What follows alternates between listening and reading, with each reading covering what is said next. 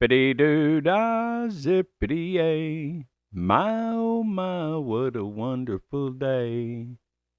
How wonderful would it be if we all woke up that way in the morning?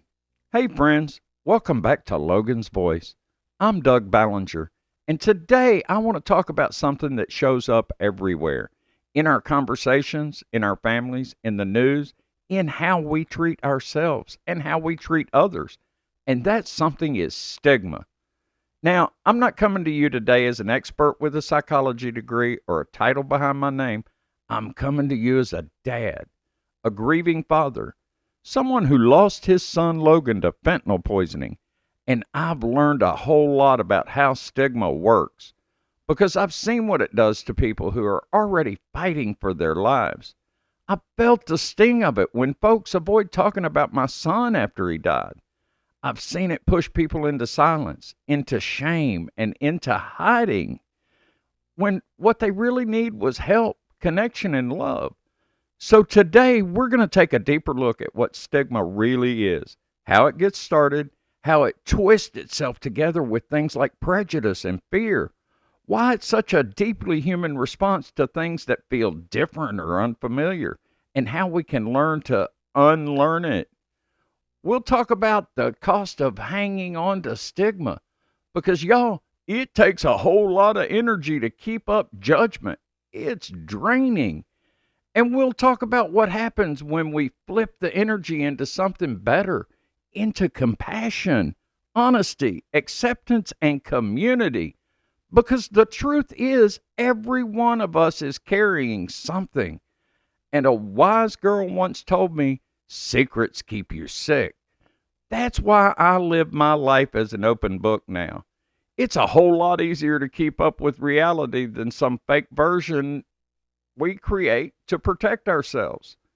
So if you're listening to this today, whether you've struggled or loved someone who has, whether you've judged others or been judged yourself, this episode is for you. Let's talk about stigma. Let's unpack it. And maybe, just maybe, let's put it down.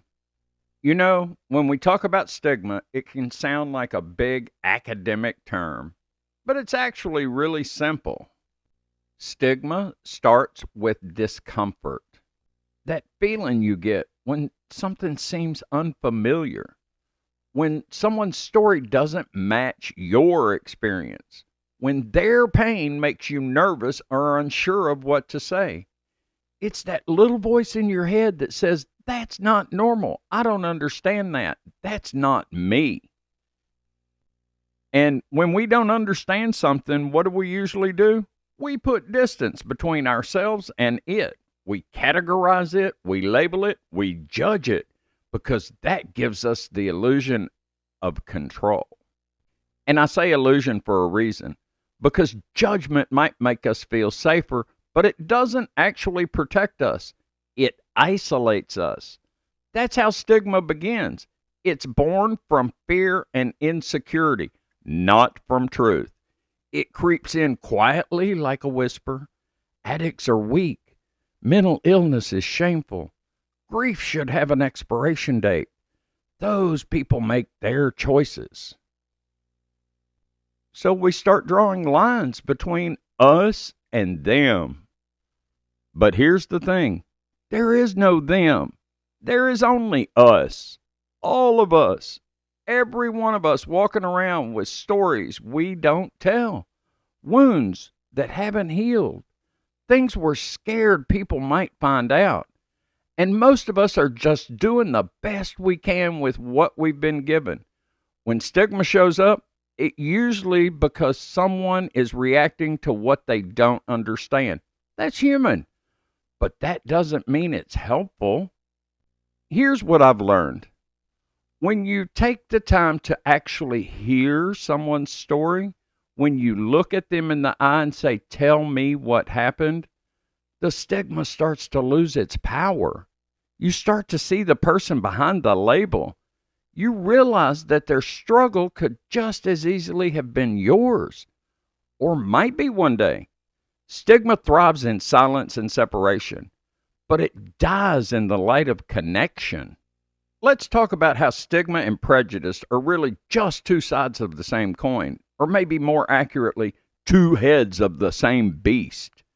Stigma says, you're different, I don't want to be around you, and prejudice says, you're less than, I think I'm better than you. They both come from the same root, the fear of what's different and the need to protect the ego.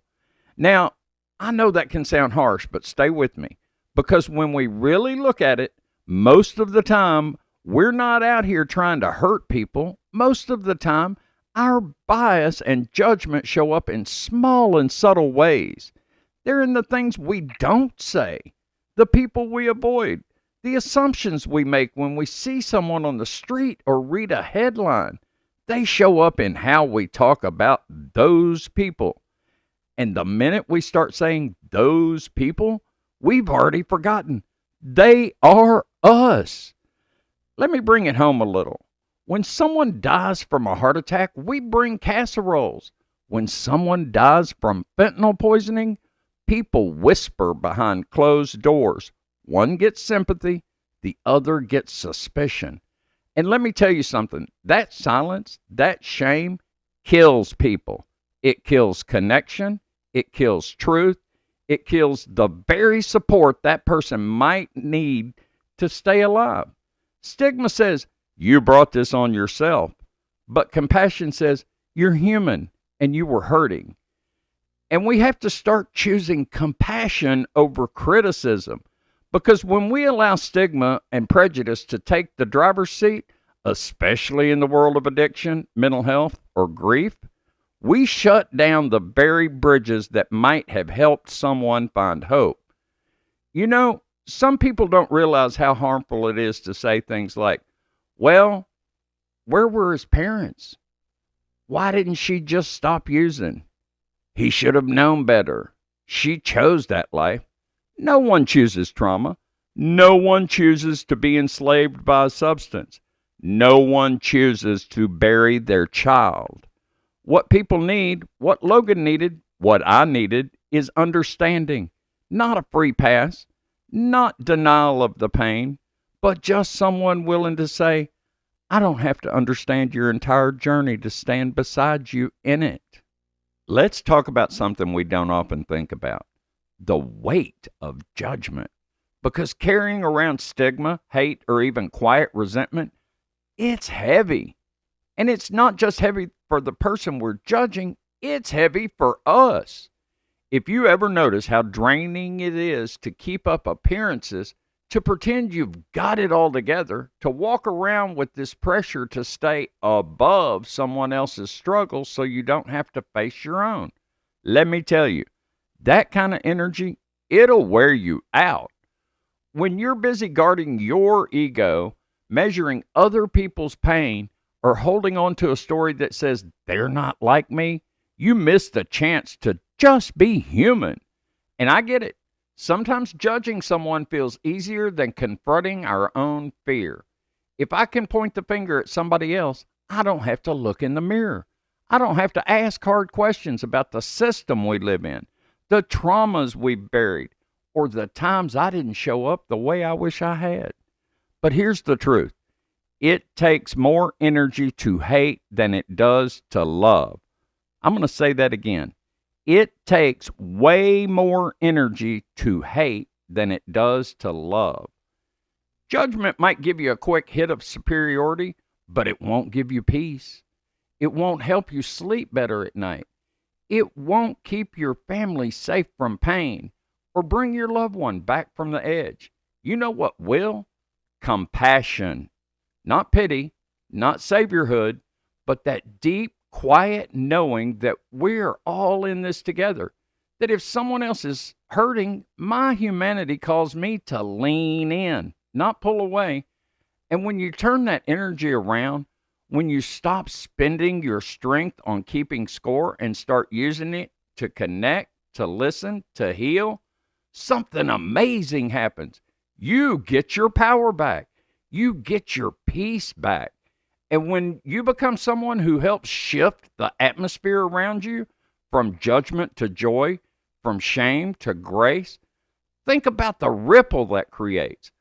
What if a kind word from you is what changes someone's entire day?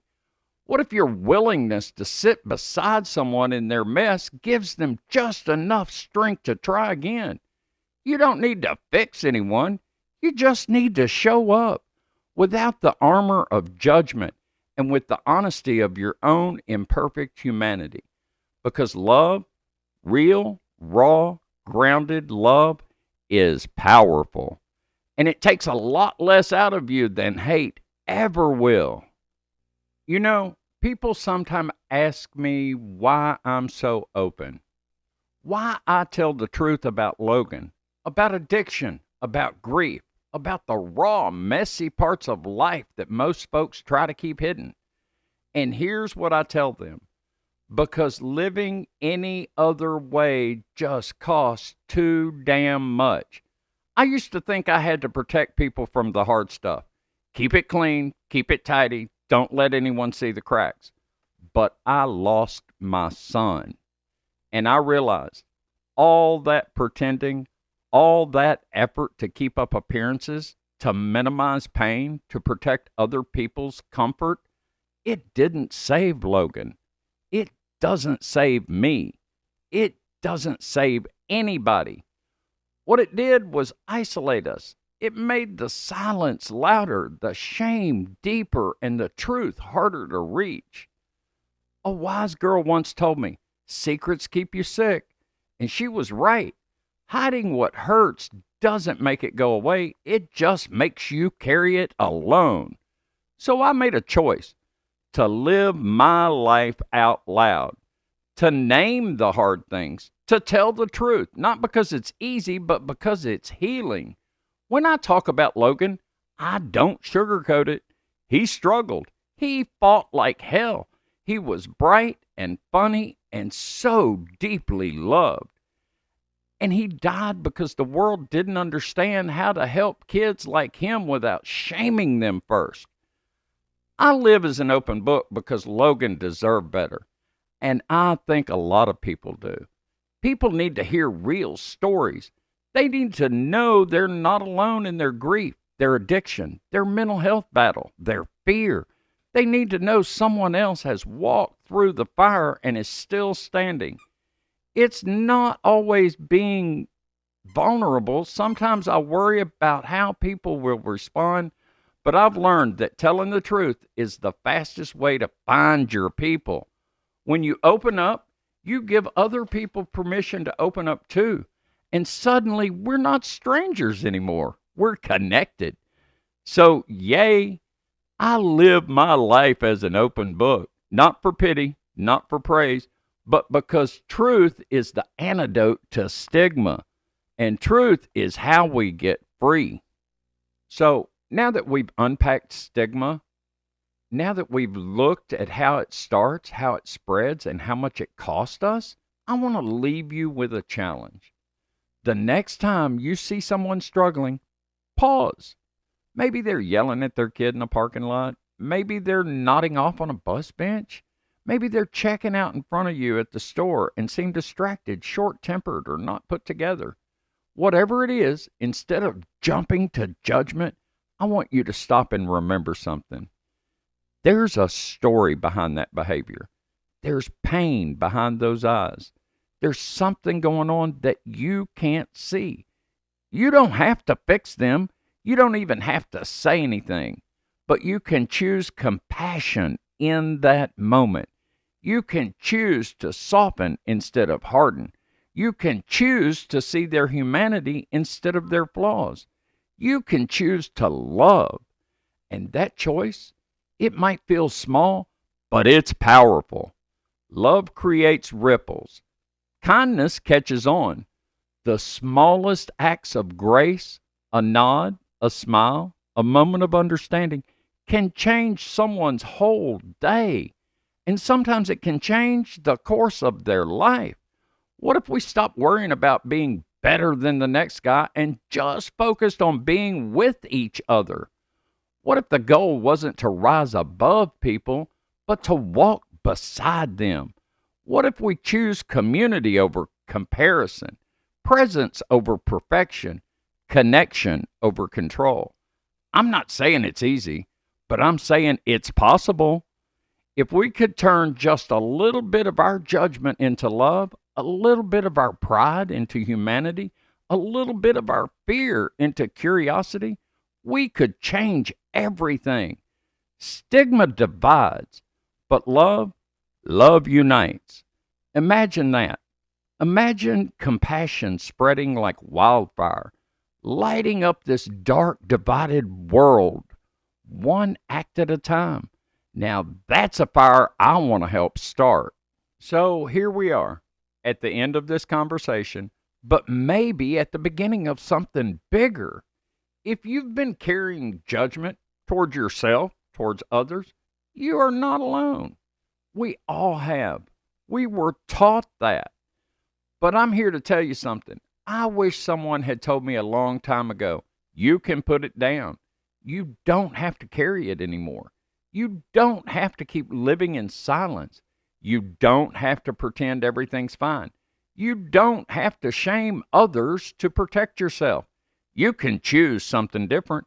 You can choose truth, compassion, connection. And when you do, the weight starts to lift. Your heart opens up, and the world, your world, starts to feel just a little less heavy. I think about Logan a lot when I talk about stigma. How different his life and so many others might have been if people led with love instead of labels. If the world had seen him as a human being instead of as a statistic. That's why I do this. That's why Logan's voice exists. Because I want to create a space where we tell the truth, honor our grief, and love one another's with our eyes wide open. So if today's episode stirred something in you, if it challenged you or reminded you of your own story, don't keep it to yourself. Share it. Send it to someone who might need to hear it.